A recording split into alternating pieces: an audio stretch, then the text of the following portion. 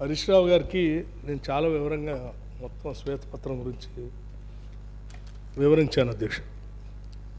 అయినా కానీ వారు ఇంకా కొన్ని క్లారిఫికేషన్స్ కావాలని అడిగారు. ఆ సహచర మంత్రులు కూడా చెప్తా ఉన్నారు. ఎఫ్ఆర్బిఎం లిమిట్స్లో రాష్ట్రం తీసుకున్న అప్పులన్నీ, సరే కార్పొరేషన్స్ ద్వారా తీసుకున్న అప్పులన్నీ, ఇంకా కొన్ని ఆ కార్పొరేషన్స్ వాళ్ళు అప్పులు తీసుకుంటే ప్రభుత్వాలు గ్యారంటీ ఇచ్చి కార్పొరేషన్స్ కట్టకపోతే ప్రభుత్వం కట్టేయండి, ఇంకా కొన్ని కార్పొరేషన్స్ వాళ్ళే తీసుకొని వాళ్ళే కట్టేయండి.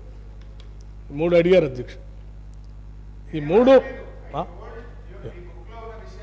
నేను అదే చెప్తున్నాను, అదే చెప్తున్నాను. ఈ మూడు ఎక్కడ అప్పు తీసుకున్నా ప్రభుత్వం తీసుకున్నట్టే అధ్యక్ష. అప్పు తీసుకున్నావా లేదా అనేదే ముఖ్యం అధ్యక్ష. అప్పు తీసుకున్నావా లేదా ఒక్క నిమిషం అండి. ప్రభుత్వం ద్వారా డైరెక్ట్ తీసుకుంటే ప్రభుత్వం కడుతుంది.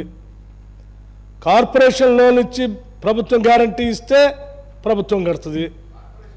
ప్రభుత్వం ఓనర్షిప్తో ఉన్న కార్పొరేషన్లు తీసుకుంటే ఓనర్ నువ్వే కాబట్టి కార్పొరేషన్ కట్టినా నువ్వు కట్టినట్టే. ఎట్ట చేసినా ఏం చేసినా అంతిమం కట్టేది ప్రభుత్వమే. సో ఈ ప్రభుత్వం ఇప్పుడు తీసుకున్న అప్పులు ఏ రకంగా తీసుకున్నా కానీ మీరు వెసులుబాటు కోసం ఏంటంటే ఏదో ఎఫ్ఆర్బిఎం లిమిట్లో నుంచి బయటకు వచ్చి ఏదో రకంగా మేనేజ్ చేద్దాం, అది చేద్దాం, ఇది చేద్దాం అని రకరకాల మాయ చేసి తీసుకున్నారు. కానీ వాస్తవం మాత్రం ఏంటంటే మొత్తం కలిపి తీసుకున్న అప్పులు 6,71,757, రామారమి 7 లక్షల కోట్లు అప్పు. ప్రతి ఫ్యామిలీకి 7 కోట్లు అప్పు. ఇది వాస్తవమే కదా? సరే, ఇది వాస్తవమే కదా? హరీష్ రావు గారు, ఉత్తమ్ కుమార్ రెడ్డి గారు చెప్తా ఉన్నారు, మన శ్రీధర్ బాబు గారు కూడా చెప్తా ఉన్నారు. అప్పే కదా, తీసుకున్నామా లేదా? మీరు ఒప్పుకున్నారు. కనీసం మీరు ఇప్పటికైనా సభలో నేను చాలా ధన్యవాదాలు చెప్తున్నాను అధ్యక్ష. ఇప్పటికైనా ప్రభుత్వం కార్పొరేషన్ ఏదో ఒకటి ఈ రాష్ట్రం 7 కోట్ల అప్పు అయితే చేసిందని వారు ఒప్పుకున్నారు. దానికి ధన్యవాదాలు. 7 లక్షల కోట్లు 7 లక్షల కోట్ల అప్పు తీసుకున్నందుకు ఒప్పుకున్నారు. ధన్యవాదాలు. ఇవి అట్లాగే ఇంకో మాట అడిగారు అధ్యక్ష. ఆ జిఎస్డిబిది కూడా చెప్పారు, అది కూడా మీరు ఇంకో మాట కూడా చెప్పారు అధ్యక్ష. అదేంటే రెవెన్యూ బాగా ఆదాయం వస్తూ ఉంది, రెవెన్యూ రిసీప్ట్స్ బాగా పెరిగినాయి, జిఎస్డిబి కూడా బాగా పెరిగింది. నేను ఇంకో మాట్లాడుతున్నామని, ఎవరైనా రెవెన్యూ రిసీప్ట్స్ బాగా పెరిగితే, జిఎస్డిబి బాగా పెరిగితే, ఆదాయం బాగా పెరిగితే అప్పులు తగ్గాల. ఆదాయం అద్భుతంగా పెరుగుతూ ఉంటే అప్పులు తగ్గాలి. ఎవడో అప్పులు ఎక్కువ చేసుకోరు. అప్పులు ఎప్పుడు చేస్తారు? మీకు ఆదాయం రానప్పుడు అప్పులు ఎక్కువ చేస్తారు. ఓ పక్కనే ఆదాయం విపరీతంగా పెరుగుతుందని చెప్తాం, జిఎస్డిబి పెరుగుతుందంటాం, అప్పులు మాత్రం 7 లక్షల కోట్లు చేస్తున్నట్టు. ఇది ఎక్కడండి? ఇంకోటి కూడా చెప్పారు, మాకు రెవెన్యూ రిసీప్ట్స్ విపరీతంగా ఉంది, జిఎస్డిబి ఇంత పెరిగింది, మీరు ఇది చెప్పట్లేదు అంటున్నారు. నేను చెప్తాను. మరి ఇంత బాగా పెరిగితే ఓడి ఎందుకు తీసుకున్నారు అధ్యక్ష? మీరు ఆర్బీఐ నుంచి ఓడి ఎందుకు తీసుకున్నారో? మీకు రెవెన్యూ రిసీప్ట్స్ విపరీతంగా ఆదాయం వస్తుంది, జిఎస్డిబి పెరుగుతూ ఉంటే ఓడి తీసుకో. ఓడి అంటే ఏంటి అసలు? ఓడి అంటే ఏంటి? ఈయన పూర్తి చెప్తే బాగుంది. రాష్ట్ర ప్రయోజనాలు దెబ్బతింటాయి కాబట్టి, రాష్ట్ర ఇమేజ్ భారతదేశంలో బయటపడకూడదు కాబట్టి నేను పూర్తిగా లోతుకెళ్ళి చెప్పట్లేదు. ఓడి అంటే ఏంటి?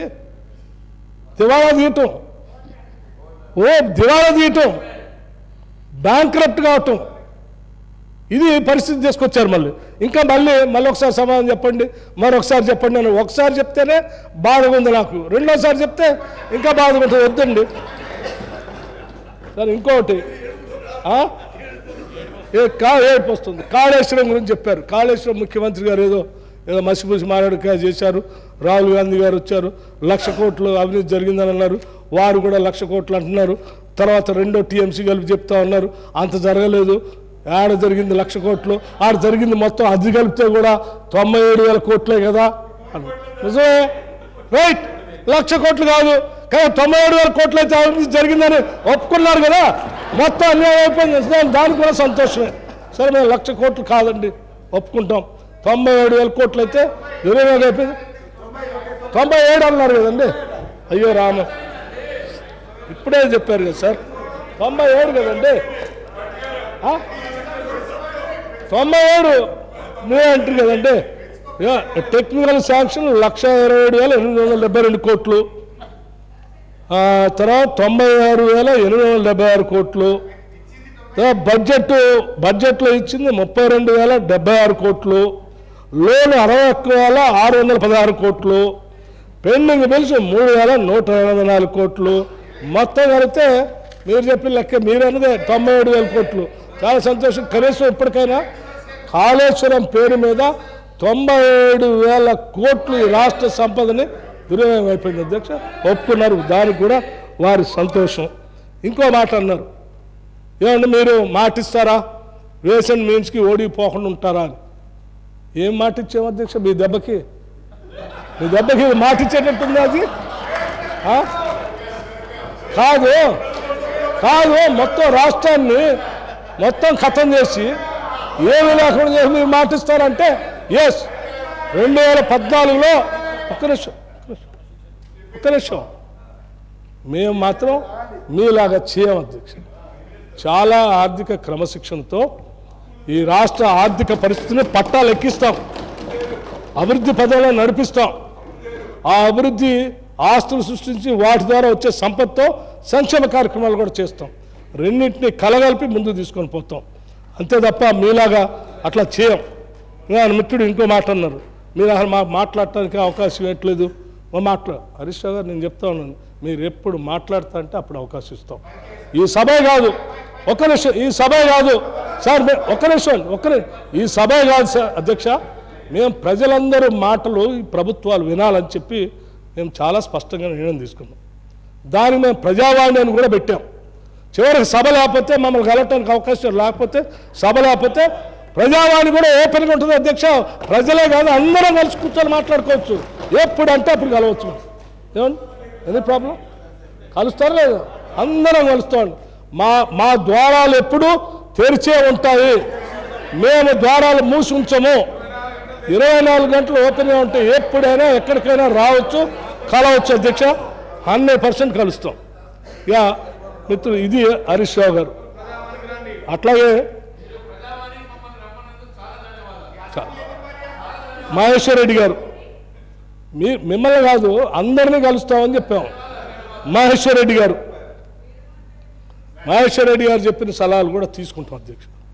తప్పనిసరిగా మీరు ఎప్పుడు సలహా చెప్పినా ప్రభుత్వానికి ప్రజలకు పనికొచ్చేది ఏది ఉన్నా కానీ డెఫినెట్గా గౌరవ సభ్యులు చెప్పేవన్నీ తీసుకుంటాం. మాకేం భేషజాలు లేవు. డెఫినెట్గా ప్రతిపక్షాలను మేము గౌరవిస్తాం. ప్రతిపక్షాలు ఉంటేనే ప్రజాస్వామ్యం ఉండట్టు. మేము ప్రజాస్వామ్యం లేకపోతే మేము బతకలేము అధ్యక్ష. ఈ రాష్ట్రంలో ప్రజాస్వామ్యం కావాలని కోరుకుంటున్నాం. కాబట్టి మేము 100% మేము ప్రతిపక్షాలు మాటలకి మీరు చెప్పే విషయం గౌరవిస్తాం. అట్లాగే నిరుద్యోగ భృతి ఎప్పుడు ఇస్తారని అడుగుతూ అన్నాడు మిత్రుడు. మేము నిరుద్యోగ భృతి 6 గ్యారంటీల్లో కానీ మేము దీంట్లో కానీ మేము చెప్పలేము. మేము ఉద్యోగాలు ఇస్తామని చెప్పాం. ఒక్క నిమిషం, దీన్ని కొంచెం ఒక్క నిమిషం సరే, ఇది మీరు మళ్ళీ ఒకసారి కావాలంటే వెరిఫై చేసుకొని మాట్లాడండి.